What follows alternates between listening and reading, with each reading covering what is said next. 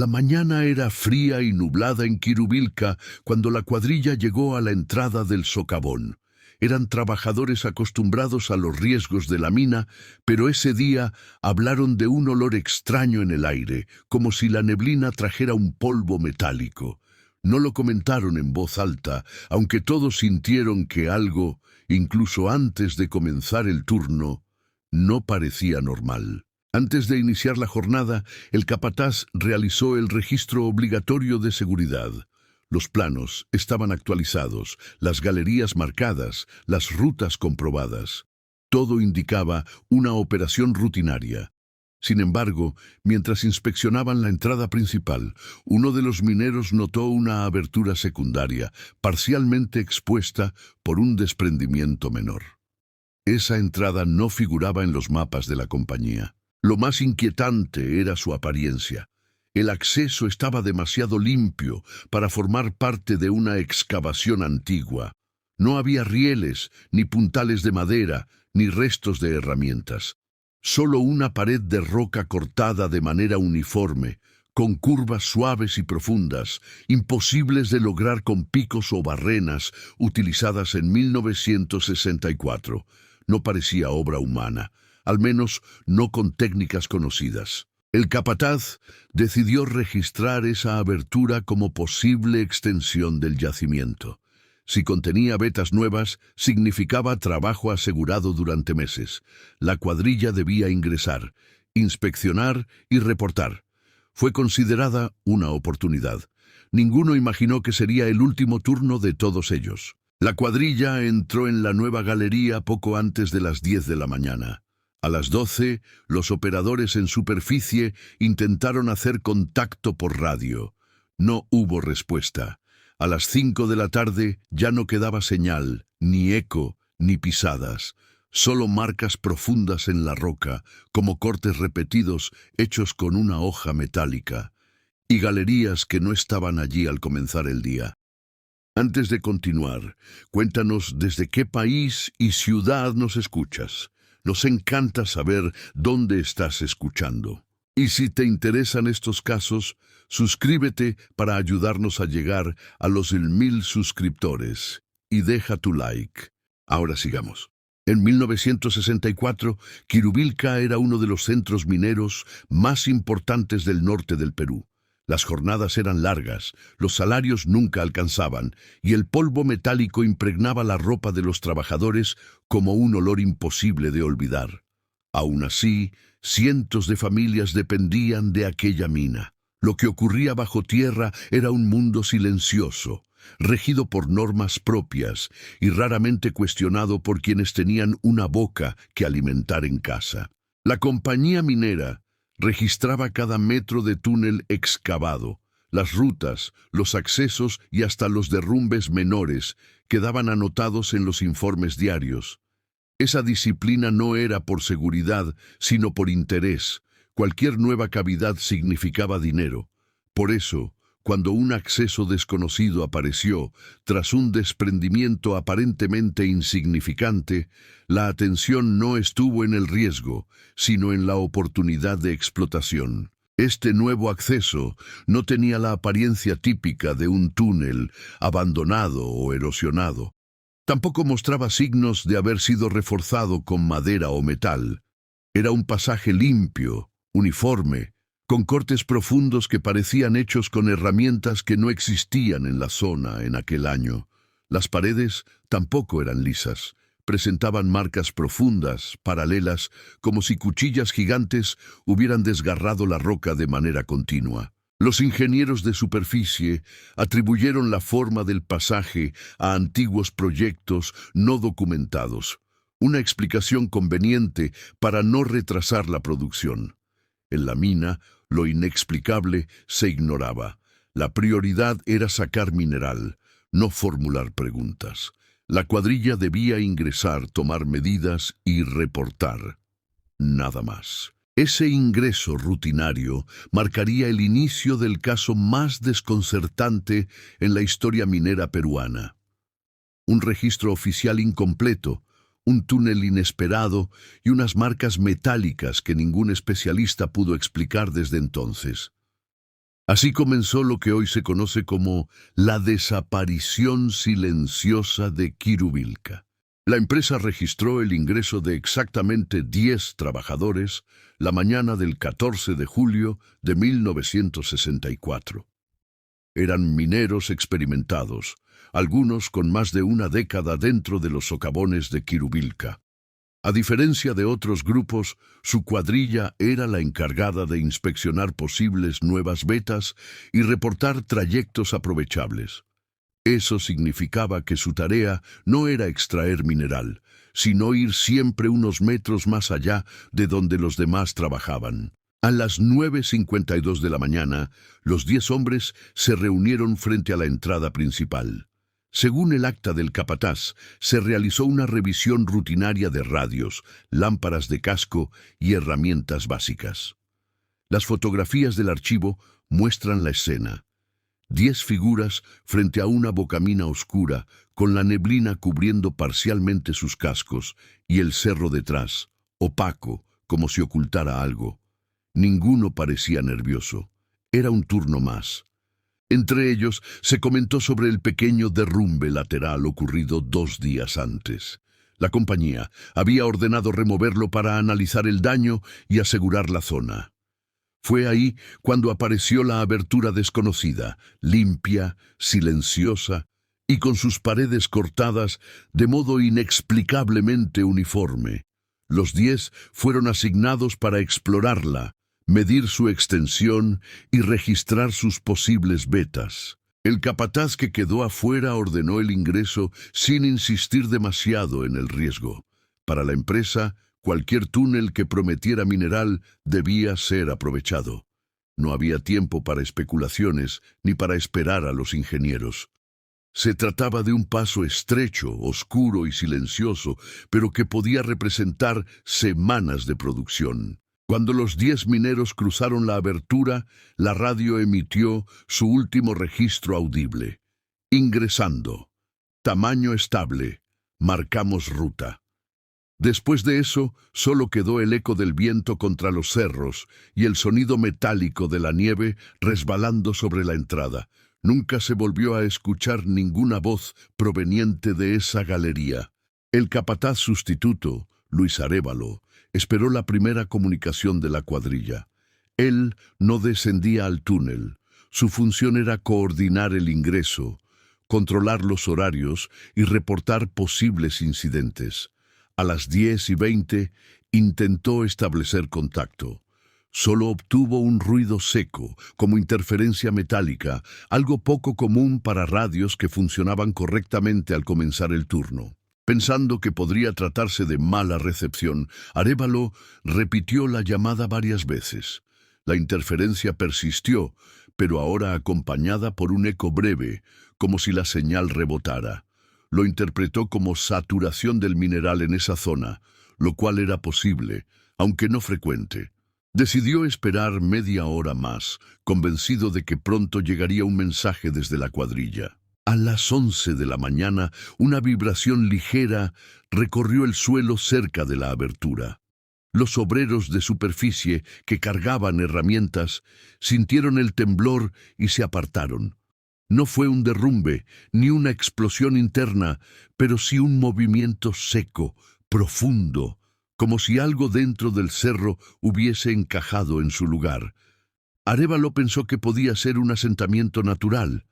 Sin embargo, la vibración había provenido justo del túnel recién descubierto. Temiendo algún riesgo, ordenó colocar tablones y marcar el área como potencialmente inestable.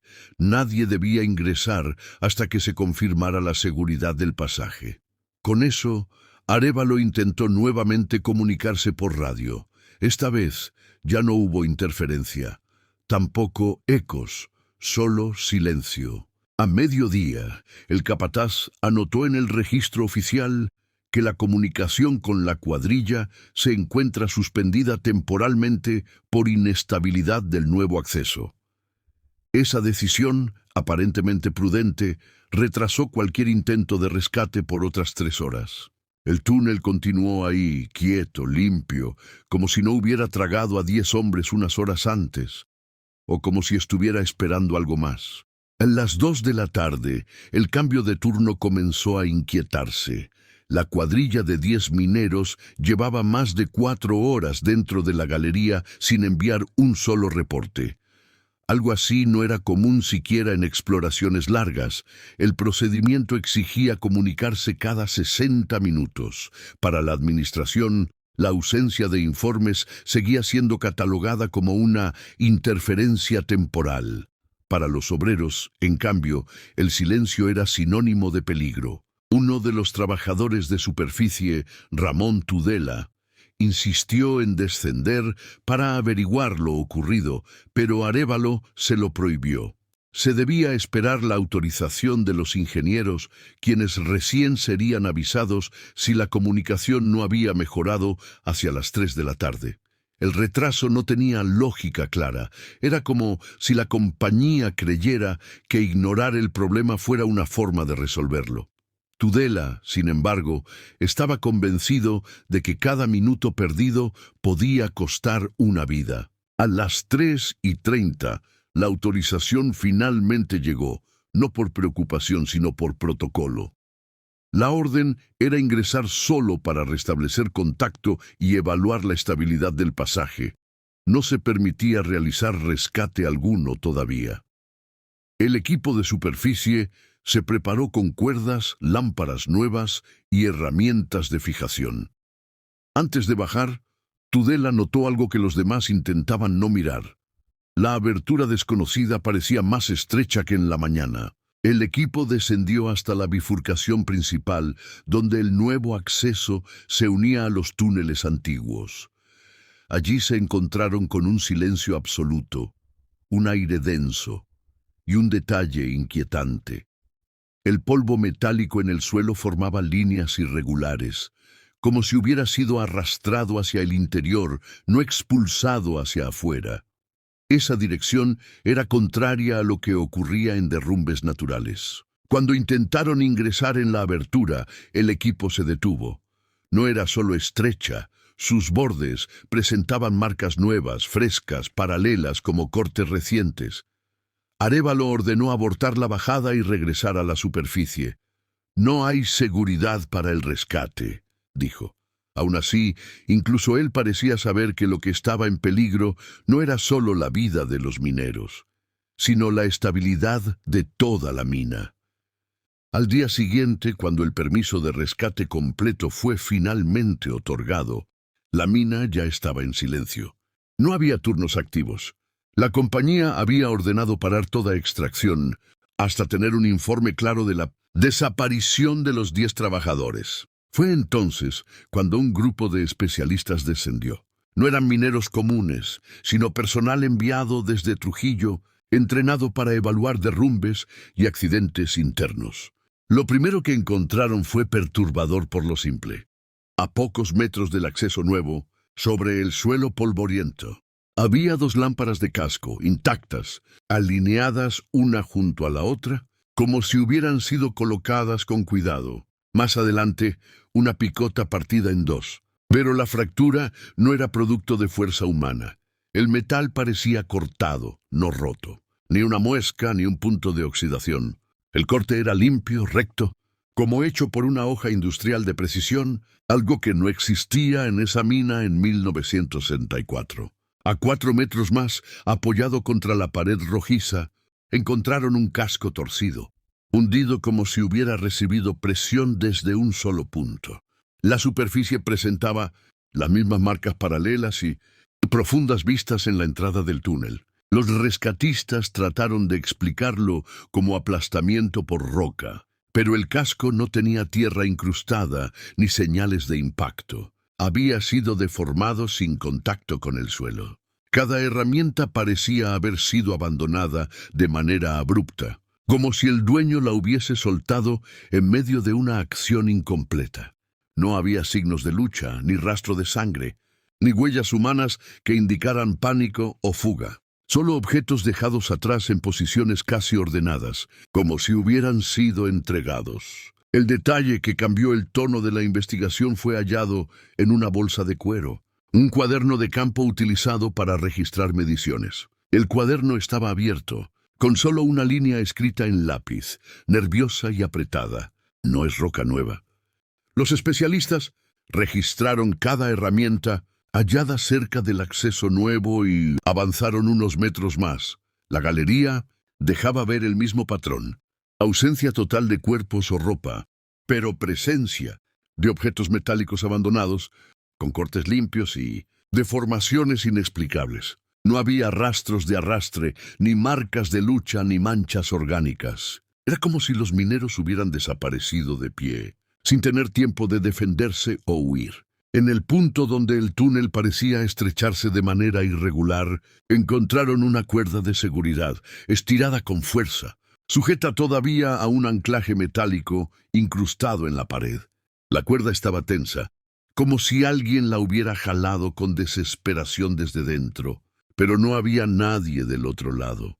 El hilo sintético, creado para resistir toneladas, presentaba un desgaste anómalo, fibras desgarradas de forma oblicua, como si una lámina afilada hubiera pasado a través de ellas repetidas veces. Mientras inspeccionaban la zona, uno de los ingenieros notó un cambio en el aire. El polvo no caía de manera natural, sino que parecía desplazarse hacia adentro, como aspirado por una corriente imperceptible. Era tan sutil que podía confundirse con ilusión, pero bastó para que todos guardaran silencio. Si había una corriente de aire, significaba que la galería continuaba más allá. Pero la topografía oficial no marcaba ninguna salida ni ventilación adicional en ese sector de la mina. Uno de los especialistas sugirió que el túnel podía tener conexión con una excavación antigua no registrada. La empresa aceptó esa teoría de inmediato, casi como un alivio. Ninguno quería pensar en la alternativa, que el pasaje hubiera permanecido ahí, oculto, sin que ninguna cuadrilla lo hubiera visto durante décadas. Eso implicaría admitir que había partes de la mina que no pertenecían a la mina. A las 5 de la tarde, el equipo decidió suspender el recorrido. Esa noche, los objetos encontrados fueron depositados en la oficina de administración, junto con el cuaderno que decía, «No es roca nueva». Nadie comentó nada. Las herramientas parecían pertenecer a un accidente habitual, pero no había accidentes sin cuerpos. Al día siguiente, los ingenieros decidieron tomar muestras del túnel para comprobar si realmente formaba parte de la mina antigua. La teoría oficial era simple: una excavación olvidada, realizada por trabajadores décadas antes sin registro. Era la explicación más cómoda, pero también la menos probable. Al golpear la pared para obtener una muestra, los especialistas notaron algo inmediato. La vibración no era la típica de la roca dura. Sonaba hueca, como si debajo hubiera una cavidad más grande o un material distinto. El martillo se hundía ligeramente, no por fragilidad, sino por una resistencia extraña, elástica, como si la pared no fuera completamente mineral. Cuando extrajeron un fragmento, el resultado fue aún más desconcertante. No parecía roca recién expuesta, ni piedra erosionada. Tenía un brillo metálico irregular, con vetas que no correspondían a ningún mineral explotado en Kirubilka. Era frío al tacto, pero no se calentaba con la fricción del dedo o del metal. Incluso después de unos minutos, el fragmento conservaba la misma temperatura, como si no reaccionara a la piel humana. Uno de los analistas sugirió que podría ser un material contaminado por mercurio o plata, algo presente en la mina. Sin embargo, otro técnico señaló algo imposible. Las vetas internas de la muestra presentaban cortes finísimos y paralelos, idénticos a los que se veían en las herramientas halladas. Era como si el mismo material que formaba el túnel hubiera marcado el metal, y no al revés. El silencio se apoderó del grupo. Nadie quería admitir lo obvio. Aquella pared no era parte de la excavación humana registrada en la mina. Tampoco parecía producto de erosión natural. Era algo distinto, un tipo de formación que había estado allí sin ser detectada. Algo que no era roca nueva, como alguien había escrito, desesperado, en aquel cuaderno. Incluso el ingeniero más escéptico decidió terminar la extracción. No toquemos más esto hasta que se envíe al laboratorio, dijo. Pero aquellas muestras nunca llegarían a destino. Cuando los ingenieros intentaron enviar las muestras al laboratorio, recibieron una orden inesperada, desde la administración central. No sacar ningún material de la mina hasta obtener autorización de Lima.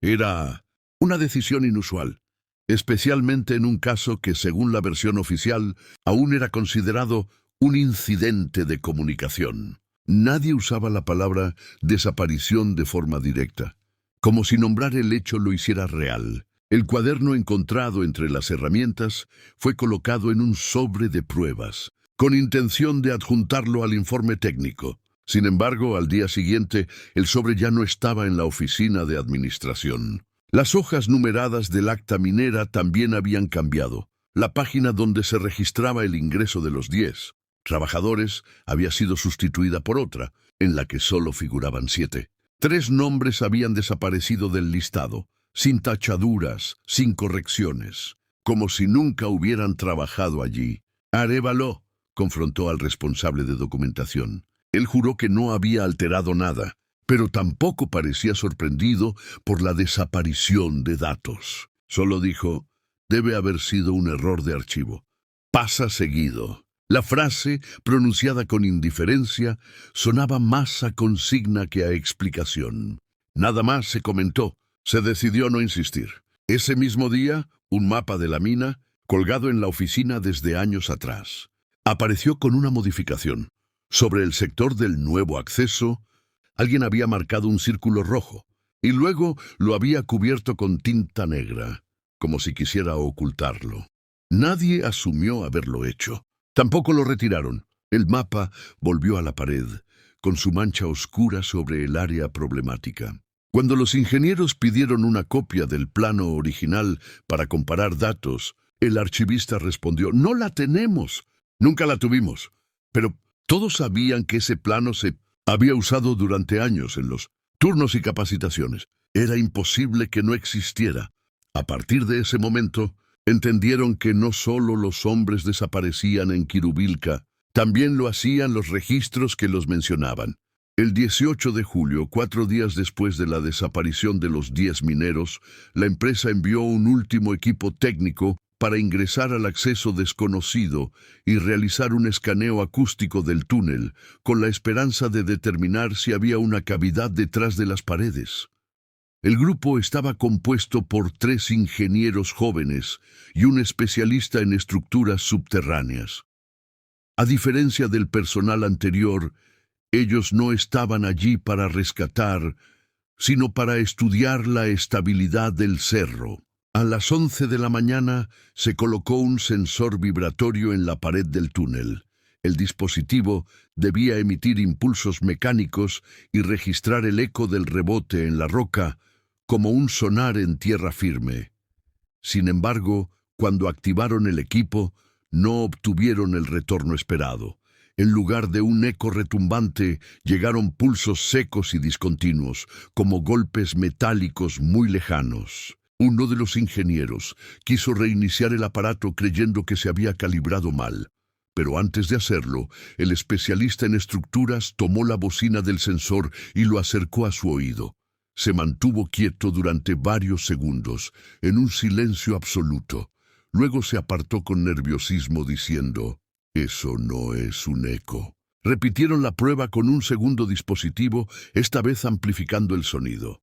Todos los presentes escucharon el mismo patrón, un golpeteo irregular, como si algo golpeara desde la profundidad. No era un derrumbe, ni maquinaria, ni agua corriendo. Era un sonido metálico, rítmico, casi calculado, demasiado preciso para ser natural. En ese momento, el especialista ordenó suspender la operación. La compañía, en cambio, exigió continuar para obtener datos claros. Los técnicos se negaron, abandonaron la galería y redactaron un informe urgente para Lima. Ni siquiera mencionaron la posibilidad de rescate, solo escribieron una frase. El material responde. En la mañana siguiente, los 4 técnicos fueron enviados de regreso a Trujillo. Sin embargo, según los registros ferroviarios, nunca llegaron. No hubo accidente, no hubo reporte, no hubo testigos. Simplemente no bajaron del tren. La desaparición de la cuadrilla y de los técnicos hizo que la mina quedara oficialmente, temporalmente, inhabilitada. Sin embargo, la palabra inhabilitada no significaba evacuación total. La empresa ordenó a los trabajadores regresar a las áreas antiguas de extracción, lejos del túnel nuevo, como si el problema pudiera ignorarse simplemente evitando mirarlo. Solo se colocó una compuerta de acero en la entrada de la galería desconocida, acompañada por una cadena gruesa y un candado recién instalado. No hubo explicación oficial para los obreros. Solo se les dijo que esa sección estaba contaminada por gases. Una mentira fácil de aceptar, pero difícil de creer, especialmente para quienes habían trabajado allí por años, sin haber olido nunca nada parecido. Gases no torcían cascos ni cortaban cuerdas. Tampoco desaparecían a 10 mineros y 4 ingenieros sin dejar huellas. El capataz Arévalo intentó oponerse al cierre físico del acceso. Alegó que aún había posibilidad de rescate o recuperación, por mínima que fuera. Su queja no llegó a ninguna parte. Al día siguiente, fue transferido a otra mina en Puno sin opción de rechazo. No volvió a hablar del caso, al menos de manera pública. Para completar el cierre del asunto, la empresa distribuyó una circular interna en la que afirmaba que los mineros desaparecidos habían abandonado su puesto y escapado por un supuesto pasaje clandestino para realizar actividades ilegales de extracción. A los trabajadores se les advirtió que discutir el incidente podría costarles el empleo. A nadie le sorprendió que muchos aceptaran guardar silencio. La mina no solo alimentaba familias, también podía destruirlas. La compuerta de acero, fría y sin rótulos, quedó como un recordatorio mudo en el interior de la mina. Nadie la vigilaba, nadie la inspeccionaba, nadie la tocaba, pero los obreros al pasar cerca notaban lo mismo. El metal siempre estaba más helado que el entorno, como si algo detrás del portón siguiera conservando un frío ajeno a la tierra. Con el paso de las semanas, la mina volvió parcialmente a operar. Sin embargo, nadie quería trabajar en los turnos cercanos a la compuerta de acero. Los obreros afirmaban que en ciertos momentos el metal vibraba como si algo golpeara desde el otro lado, con un ritmo seco y espaciado, similar al que los técnicos habían registrado antes de desaparecer.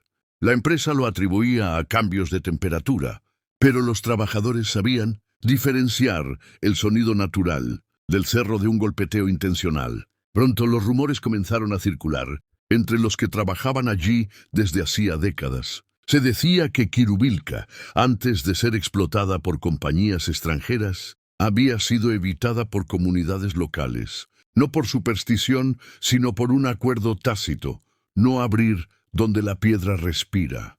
Años atrás, cuando las primeras cuadrillas indígenas fueron contratadas como mano de obra barata, muchos renunciaron tras oír el latido de la pared en galerías profundas. La empresa los calificó de ignorantes. Ahora ese rumor recobraba peso. Algunos trabajadores aseguraron haber visto pequeños desprendimientos metálicos cerca del acceso sellado, como si fragmentos del túnel desconocido trataran de abrirse paso hacia afuera. Otros juraban haber encontrado herramientas oxidadas, no de 1964, sino de décadas anteriores, escondidas bajo tierra, sin registro, y con las mismas marcas paralelas. No había forma de confirmar nada. La administración prohibió cualquier intento de excavación cercana a la compuerta. Una noche, cerca del cambio de guardia, 2 mineros escucharon un sonido más claro que el golpeteo. Fue un arrastre metálico, lento, profundo, como si algo pesado rozara el otro lado del portón. No se atrevieron a contarlo de inmediato. Sospechaban que si la empresa llegaba a enterarse, no cerraría la mina, la explotaría aún más. Desde entonces, el turno nocturno dejó de hacerse voluntario. Todos los obreros comenzaron a negarse a trabajar después de las 5 de la tarde en ese sector. En poco tiempo, surgió una regla no escrita que se cumplía más que cualquier orden corporativa. Nadie se queda cuando el cerro hace ruido. Durante meses, la compuerta se mantuvo cerrada. Nadie hablaba abiertamente del acceso sellado, pero todos lo observaban de reojo al pasar. A veces, el portón parecía estar más tenso, como si algo desde adentro lo empujara apenas. Otras veces, se notaba una ligera capa de escarcha sobre el acero, incluso en días cálidos, como si el metal estuviera conservando un frío propio, independiente de la temperatura de la mina. Una mañana, durante el cambio de turno, el encargado de limpieza encontró algo inusualmente fuera de lugar: un riel metálico, deformado hasta parecer retorcido, apoyado contra la compuerta. Nadie supo explicarlo. En esa sección no había rieles sueltos, y mucho menos uno que mostrara una torsión imposible de lograr a mano. El capataz ordenó que lo movieran, pero los obreros se negaron. No querían tocarlo. Parecía nuevo, como recién arrancado. Al acercarse para inspeccionarlo, el capataz notó algo más perturbador. La superficie del riel presentaba las mismas marcas paralelas y profundas que tenían las herramientas encontradas meses antes.